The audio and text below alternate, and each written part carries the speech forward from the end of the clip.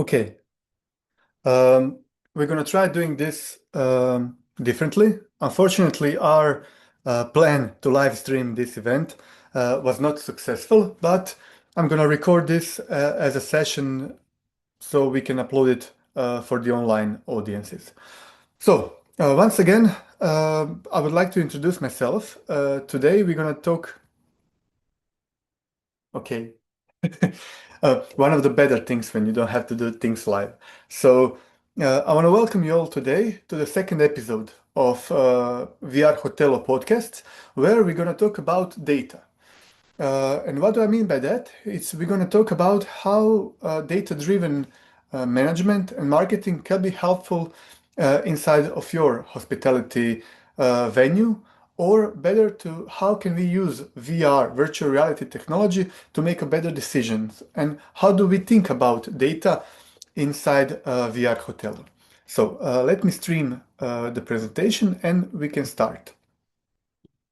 Um, so today we're going to talk about, let's say, like 1 hour of, for me, very interesting topic, and that is how VR is changing what hospitality data looks like.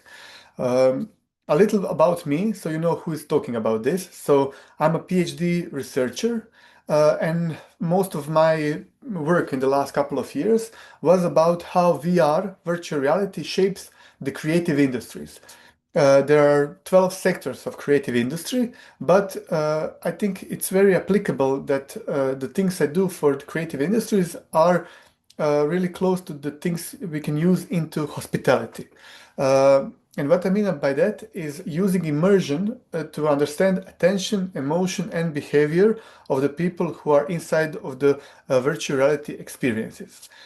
When I met with Ante, who you had the pleasure to talk to last week, to see his presentation, he asked me to help them with the research and development of the VR hotel experiences, the things they put inside the hotels, and to understand how can we use that data of analytics to help out make better data-driven decisions.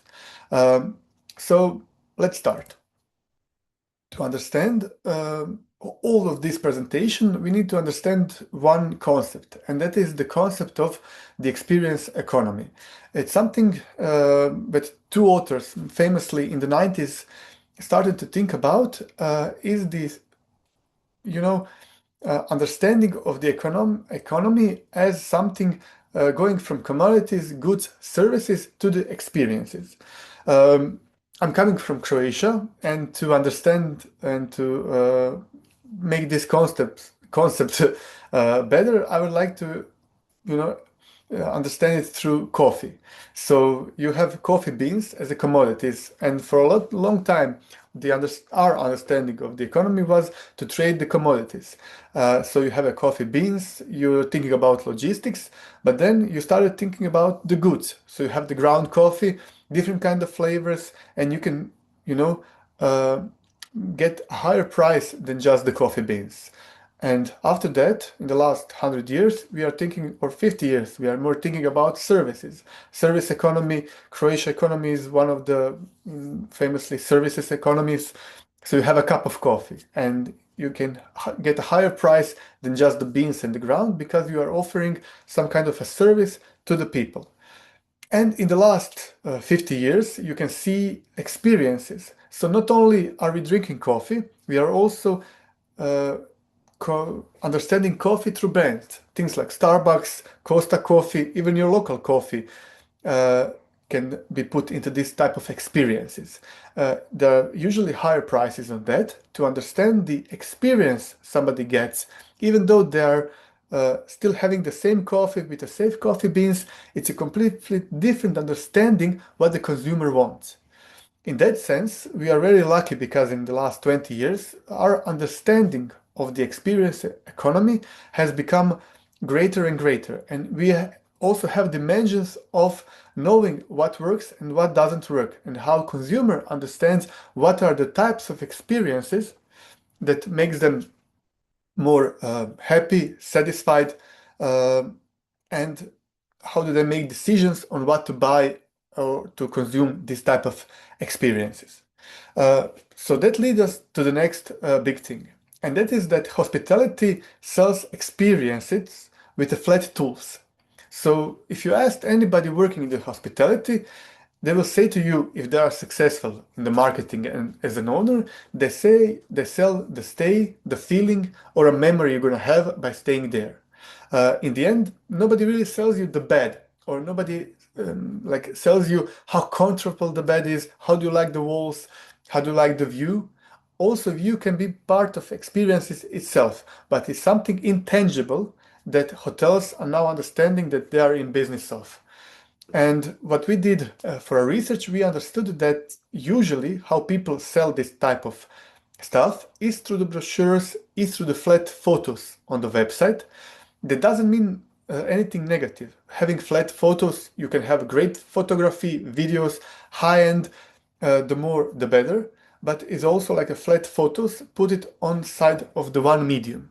And also, a lot of people have laminated cards on the desk for people to understand when they come to the place, to the venue, to have to see what type of things you can buy or you can find out more about. Also, more and more hostels understand that using TV as a channel or tablet as a channel or some other type of technology, modern technology, to elevate these type of experiences. Uh, I just want to say in this part that an experiential product marketed through abstractions, the guest has to imagine the value. So imagination is an unreliable as a salesperson. To understand that, try to think about the house. If I say to you, beautiful house, the house I have in my brain and house you have in your brain are completely different houses. And then imagine as an owner, you have to communicate this type of experience is gonna be fun. Fun from me, for you, for somebody who just came from different type of cultural background can be completely different.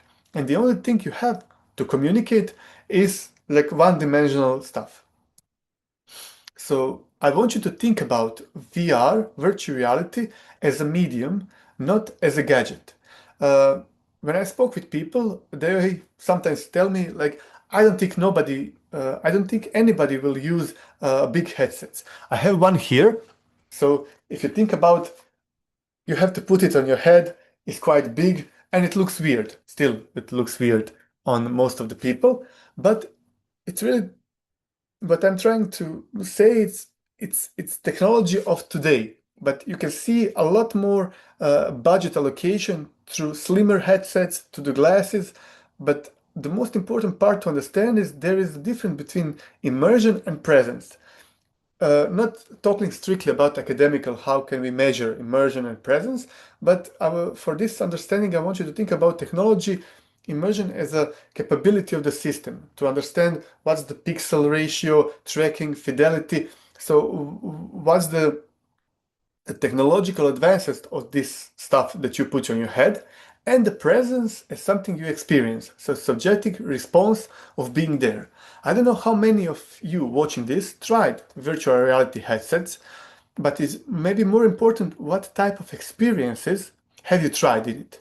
It's not the same if you tried some walking on the shores of some looking at the home or something adrenaline wise like flying with the plane. It's completely different stuff using the same headset but different type of experiences inside of the headset. Why does that happen? So why our brain treats VR as a real thing? So two things happen. It's the place illusion and it's really happening. So if you have a feeling of being there in that moment and things actually occurring to you, you respond if the thing is really, really real. Not to become too philosophical about it, but our eyes, our brains, our eyes, ears are on the different type of spectrum that information they understand. Our eyes see completely different colors than, I don't know, some other species, dogs, birds, even though we are looking at the same reality. In that sense, using highly immersive virtual reality inside of the headset can be like experiencing the real thing, having this similar emotional state as if you're really there and understanding. For this first part, and to understand this, I want you to understand that virtual reality gives you more feeling and more engagement, but most importantly, more intent. So you can have a higher presence, stronger emotion, deeper engagement, and important for us, more willingness to act, which we can understand in the sense of if I experience something, it gives me urge to do something like intention to buy, intention to look more, to choose, to discover. Where this already works. So we also have it like 360 amenity tours. If you ever try it, 360 means that you can look 360 around yourself, like you are really there on that location. You can have it, just on your stand. So if you're trying to differentiate yourself from the other people, having on the stand classic brochures is really a showstopper. Your booth can become like a transportation device to other places, not just like seeing it on your phone or on a paper brochure. And I really like the project we did for Grabovača Cave, which we recorded a virtual reality advertisement, putting you inside of the cave or somewhere where you have to especially go there to the hard to reach places, and then you can use VR as something try before you buy to put you in the spot where you're gonna go, or you are maybe interested of seeing like a preview of it, which is not something you can experience every day. You must be wondering why I'm talking about you all of these experiences. Just go to the data. So this is the part where we're going to talk about what do we measure and why do I think that future of virtual reality would be of those companies who understand what kind of data is actionable for the business owners. So what I talked about is a feeling, is a cognitive process that happens, but virtual reality records everything as a data because it's a technology in the end. So the difference between having a great website and having a great brochure is about the type of data you can collect. If you're putting brochure, you are really limited on the type of data you get. With the website, much better, but I believe with virtual reality, it's going to be on steroids. So for those who are business owners, there are a few ways you can measure things. So you have the post-stay service. You can try to ask people, how do they like it if you're using some standard questionnaires, but they have a lot of downsides. First, it's hard to get the right incentive for people to even give you some of the answers of the surveys. And it's really hard to find somebody smart enough to get you the great the great questionnaire that you can act upon it. You can have a beautiful, dashboards, but nothing really actionable. You have online reviews. We use it. It's like the most used metric because of the Google not TripAdvisor, but Google review.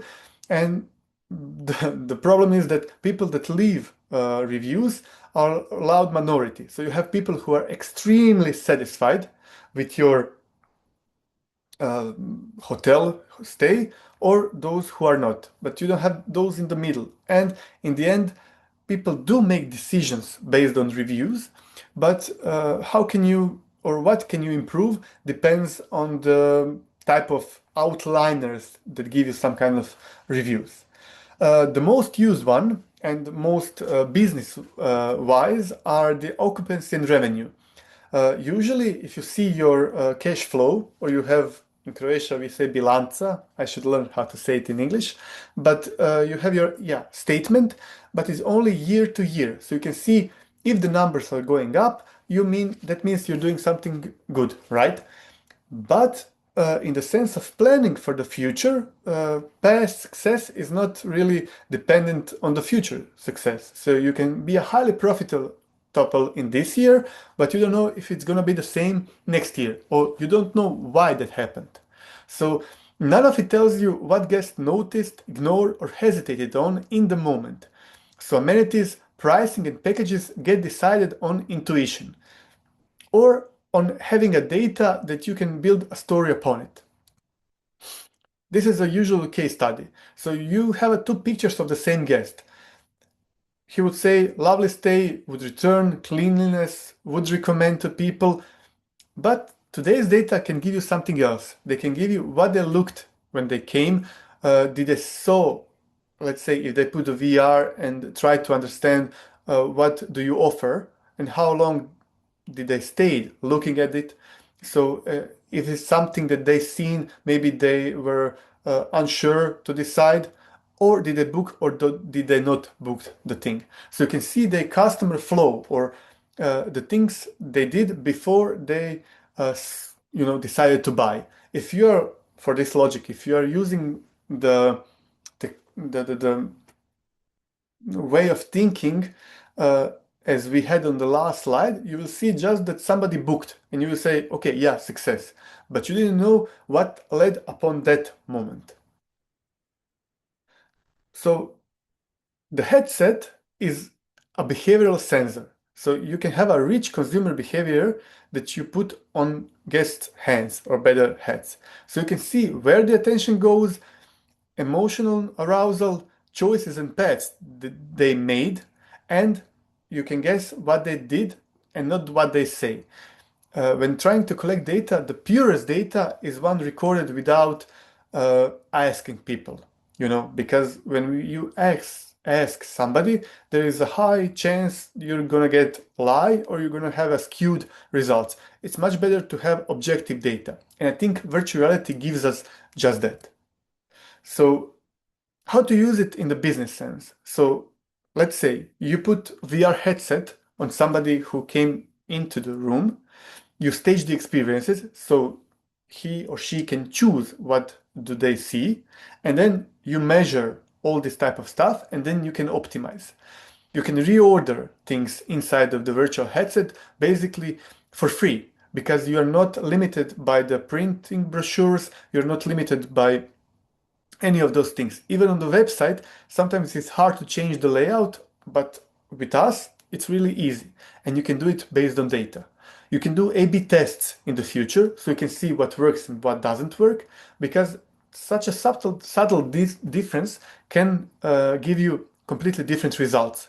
And you can optimize and personalize with the guests. So it's like an iterative project. Having virtual reality is not just plug and play. It is technically, and we are going through that. But if you are a marketing manager, that it gives you a constantly flow of information you can do for doing data-driven decisions. So it's not like completely static. Okay, I hope you understood what I'm trying to say with the theory and with something that we thought about how we collect data. But now you must be wondering, yeah, but can you show me some demo of it? Like, what do you have? VR Hotelo is a startup, and there are a couple of us in the different teams working on this. And I will talk you strictly from my perspective of the things we have it right now and the things we're gonna have in the future, which depends on a lot of factors. But if you book today and if you get your VR Hotelo today, this is something tangible you will have right away. So we have our own dashboard of things working already, and I can show you live. So this is a test interface using our populated data. So these are not client data. This is something we made for a mockup, but is using a real layout and a real CMS that we use. So here, one of my colleagues will understand you the things about branding, users, media. But if you go to, let's say, your hotel, you have the type of experiences you uploaded into virtual headset. But most importantly, when you look at the analytics, you can set the data points and have total sessions per virtual reality headset. How many do you have? What's the average duration, completion rate of the content? And you can see the peak usage by the hour. And also we have some games, so you can have a game session. But most importantly, you can look week by week what type of content or what type of experiences had the best completion rate and what do people really use and how they interact with it. And of course, you can connect that with your room revenue and see what's the difference between that. Can you upsell through the virtual reality And are people more satisfied when they have this type of technology or media inside of their rooms? Of course. I'm going to show you where do I think we're going to go next. In the sense, we would like to have a heat maps so you can completely see what the person is looking on, where's where's their attention goes to, so you can know what can you focus on. And we would like to say linger means where did they stop and think about deciding where to go. So what amenities are the best attention maybe seekers, or what is the best way to understand attention to the different things you are offering. And we would like to see your customer journey to see if somebody entered virtual reality, explored an amenity, lingered for 30 seconds on this part, and then book an edit. So you will know how the consumer is really navigating through these experiences. And then after that, you can see what is trending and what can you do more about promotion, understanding, optimization.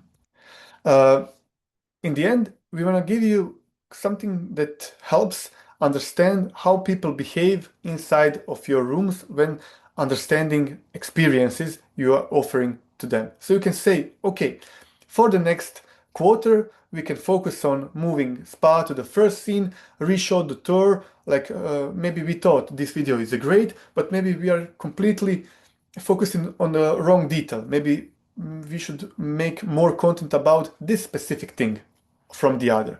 And we can completely delete this type of stuff. So you can test stuff, not to use intuition in that sense, like having 100% of intuition on doing business, but to understand there is data you can act upon.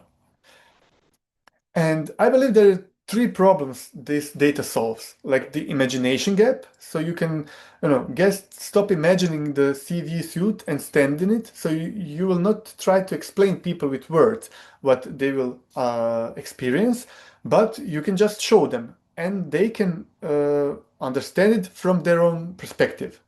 And also with the brochures, with the 2D content, there is limitations to that. So it's more about discovery inside of VR and not having constantly shoving the informations in their faces.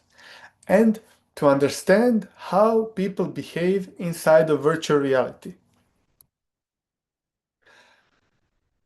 I think we are like 40 minutes in this presentation. I don't have your questions planned, or this is not like a live view, but I can show you what does it mean if you decide to, if this was interesting for you to say, okay, I'm willing to give it a shot to see how does it work. Okay, what are the next steps? Like, should I do this all by my own and just like book it? The answer is no. You have a whole team of people helping you make this type of decisions. And quite recently, we started something called VR Hotel Configurator. This is URL, it's working, but also it's going to be down in the comments. And if you are interested in giving this a shot, you can choose by yourself the first steps to configuring your own VR hotel. That means that you're not gonna like click stuff on this website and then you're gonna have VR Hotel shipped to you. No, before you're gonna talk with our customer support to give you all the relevant information that you can do for yourself or to the stakeholders. But let me just show you what I would recommend for somebody who is interested in the technology. It sees like data-driven benefits of this, but doesn't know where to start. So for this configuration, I will recommend that you start with Essential because it gives you VR license, gives you headset, dockle. That means the charging station, so you don't have to worry about recharging every time a virtual headset. Gives you our support, training, so basic training for you or your staff just to understand how this works. And you have the basic analytics that I just showed you. So you can immediately see is the VR headset being used, who is using it, and what type of content is it used. Of course, there is media already. We produce some of the experiences for the people inside the rooms. It's more entertaining, but it all can be configured for you, like to promote your amenities inside of your rooms, hotels, hostels, and homes for rent. After that, how many units do you need? You can start with one. It's completely okay.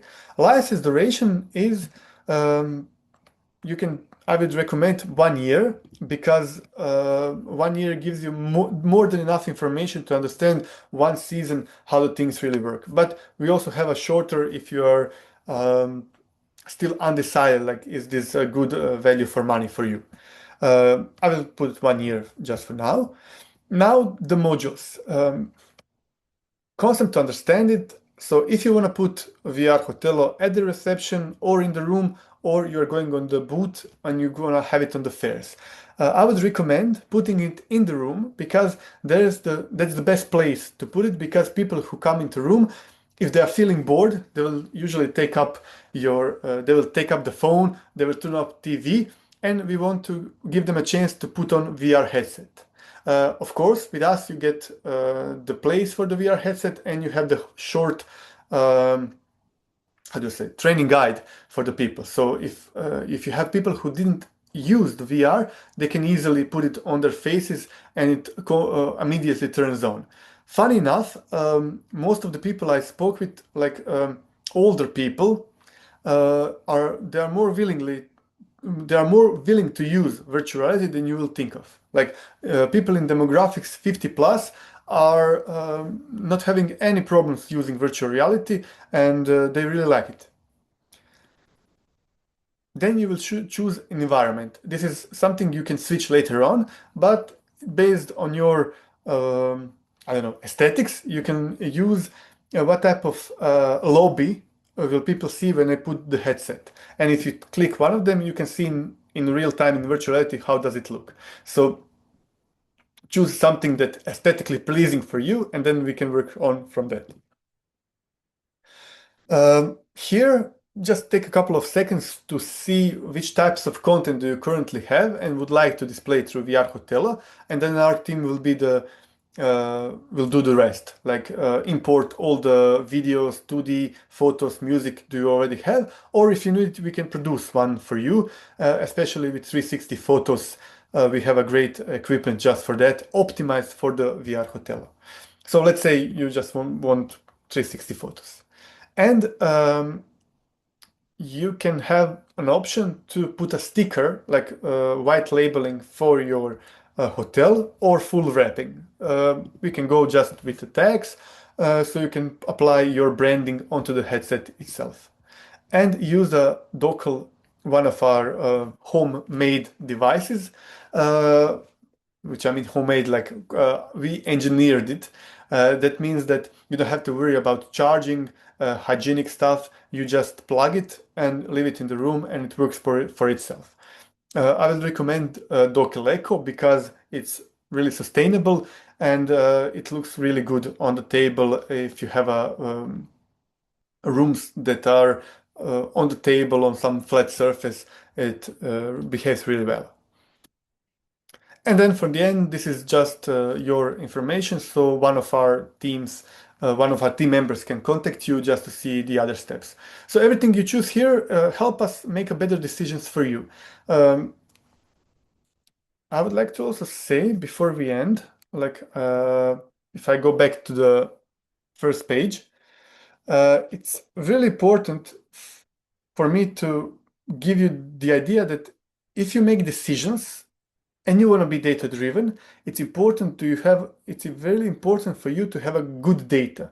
I think VR Hotelo gives you great data for this type of experiences, is on the cutting edge. It is something we are actively working on, but most importantly, we are seeing the trend towards understanding your customers.